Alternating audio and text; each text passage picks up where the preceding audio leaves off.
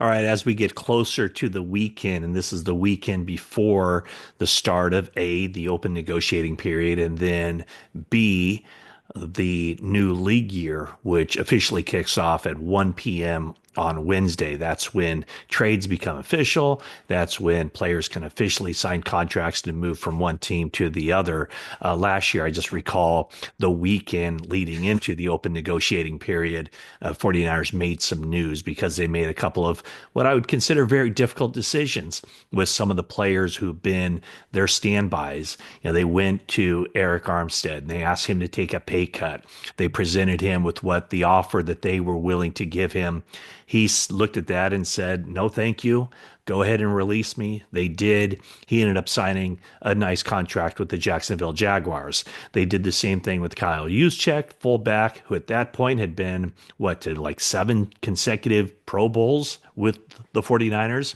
And he looked at it and, based on the market of the NFL, the deal that the 49ers presented to him still officially made him the highest paid fullback in the league.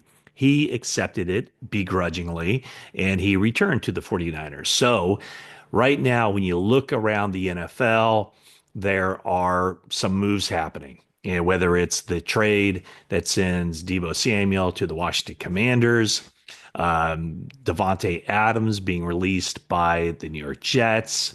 There's a couple of trades with the Rams sending an offensive lineman to the Bears. Joe Tooney from the Chiefs also going to the Bears. So there's a lot of stuff happening. My old, obviously we weren't classmates, but Alex Kappa from Humboldt State, which is now, by the way, Cal Poly Humboldt. The He's played at Humboldt State, a program that doesn't even have football anymore. He signed a big money deal with the Bengals a couple of years ago. He gets released. So my point is there are things happening around the NFL, and there will continue to be things happening around the NFL. And last week at the NFL Scouting Combine, when John Lynch spoke about getting younger, recalibrating when it comes to the salary cap and the amount of money that the 49ers are spending. Last year, they were far and away the highest spending team in the NFL with about $85 million of spending cash over the cap. So when you do that, at some point, there has to be kind of a reset. And John Lynch suggested quite strongly that this would be the offseason where the 49ers do try to get their spending a little bit more in line as to not hamstring the team into the future. So, with that in mind, there are difficult decisions to be made. And I tried to look at the 49ers salary cap situation and base salaries of some of their players to determine who might be the players that the 49ers look toward this weekend to make some difficult decisions about how they fit into the future of the team. And the first guy, the decision has already been made. Javon Hargrave. Once he sustained the torn triceps in week 3, and you looked ahead to his scheduled salary, it was pretty clear, pretty obvious that they would have to do something with him. Obviously, he and his representation understood that as well. And that's why they restructured a contract to allow for a post June 1 release. So the 49ers will release him. In fact, it will be classified as a release. The 49ers won't get any compensation as far as the compensatory formula. So he'll be off the books. They did say we'd like to re-sign him at the right price, but it doesn't. I mean, that would be, I think, a major long shot that Javon Hargrave comes back to the 49ers under a lesser contract. So what the 49ers are able to do is they will save $2.2 million on the cap by having his contract void, and then the $15 million in unaccounted for payouts that he's already received, that'll be spread out over 2 years. So this year's impact on the cap is that it saves money. Looking at some of the other guys on the 49ers roster, and the first one I look at is Yetur Gross-Matos, scheduled to make a base salary of $7.4 million for this upcoming season. If the 49ers were to release him, it would come at a savings of 2.9 million on this upcoming season. Now, he had 4 sacks in the year on the year. 3 sacks came against Chicago Bears in week 14, I believe it was, and he won NFC Defensive Player of the Year. 49ers aren't exactly working from a position of strength along the defensive line with Hargrave leaving, Yetur Gross-Matos, somebody that they could look at. I'm not saying they will. And I also want to kind of pump the brakes on this talk and just tell you I don't like talking about this stuff because we're dealing with real human beings and their future, and it's serious business. So I'm not the kind of guy who's going out there saying they need to fire this guy, they need to cut this guy's horrible, this guy, whatever. That's not my style. But I'm trying to bring at you from the standpoint of looking at the salary and whether the team has a decision to make. And I think with all these guys I'm going to mention, there are decisions to be made. And I guarantee you that behind closed doors, these decisions are being made or have been made as far as whether the contract fits into the 49ers salary structure. So with some of these guys, I'm sure the 49ers are going, nope, we can afford that. He's too big of a part of the team. He fits into what we have going on for the future. He stays. And some of these guys, they might be looking at going, hey, we'd like to have him around. Let's see if he'll play for less and not hit the open market. So I just wanted to kind of lay that groundwork right there. But Gross Matos is somebody that does have value, a lot of value to the 49ers because he can play defensive end in base situations, can bump inside, rush the passer and nickel downs, but he has missed 13 games over the past 2 seasons due to injuries, and there is cap savings to be had if they were to release him, and then the other part of that is they'd wipe him off the books for the future. I mentioned Kyle Juszczyk earlier, and last year he played for a base salary of $1.2 million.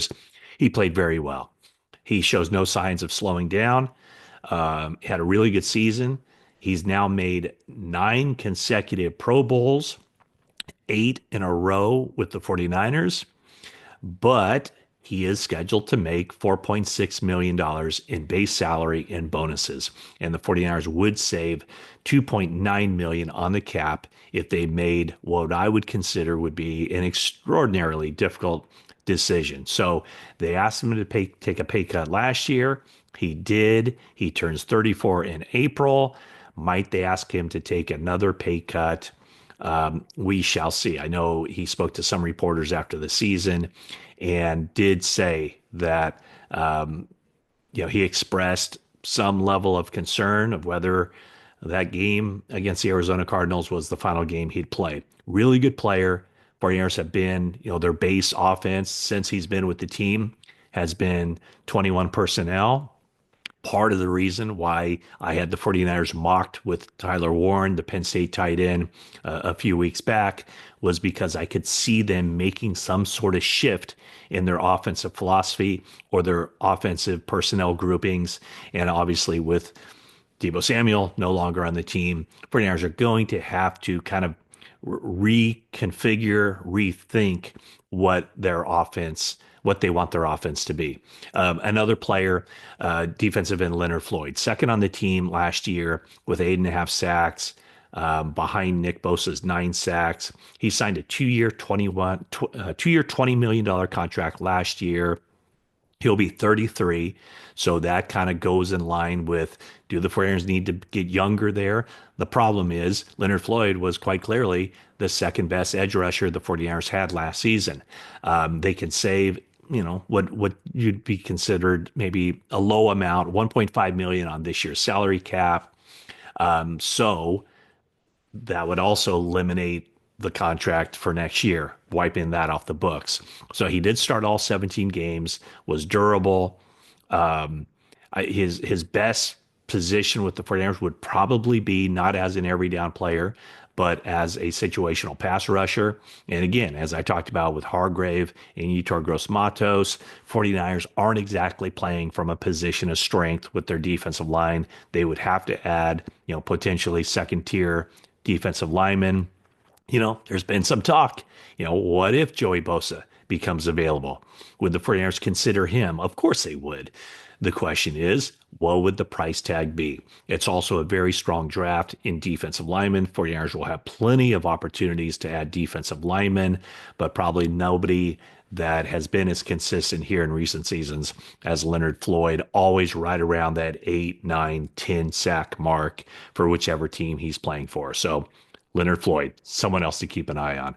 And then I look at special teams. George Odom has been a core special teams player for the past 3 seasons. He is scheduled to make $2.3 million this year in base salary. That's a big figure for a guy who's just a special teams player. I shouldn't say just a special teams player, but somebody who that's his contributions. And also thinking along the lines of 49ers will have a new special teams coordinator. Brant Boyer comes over from the Jets. I would think that the 49ers would like to add a player or two who's familiar with Brant Boyer and his schemes. So where does that leave George Odom? George Odom is 31 years old. 49ers would save $1.5 million by releasing him. And so that's something that I'm sure they'll consider as well. So those are some of the guys that I think the 49ers have talked about behind closed doors, and they've had to come to those conclusions of whether it's in the best short-term interest of the team as well as the best long-term interest of the team to move on to realize its salary cap savings. Maybe a couple offensive linemen that you might be wondering about, Jake Brendel and Colton McKivitz. I just think that those guys are secure for now. That's my take on it. They will be adding offensive linemen in the offseason, in the draft. The one guy that I mentioned that I'll probably talk a little bit more about, Drew Dahlman. He's a scheduled free agent with the Atlanta Falcons.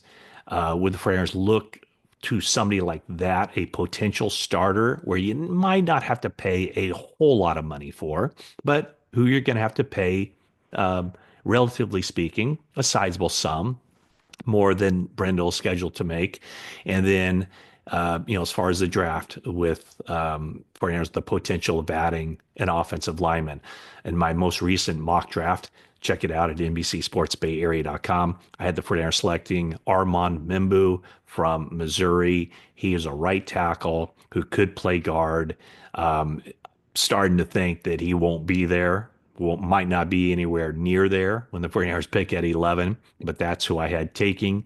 And so, it does kind of leave open the possibility that the 49ers could be making more changes on the offensive line or looking for more upgrades on the offensive line, in addition to what we figure will be a new starter at left guard with, more than likely, I would say almost 100%, Aaron Banks not re-signing with the 49ers, probably moving on to another team via free agency. So that's the quick update on kind of how I see this weekend playing out, as far as some of the decisions that are right there front and center for the 49ers. Some of those guys may very well not be back with the team.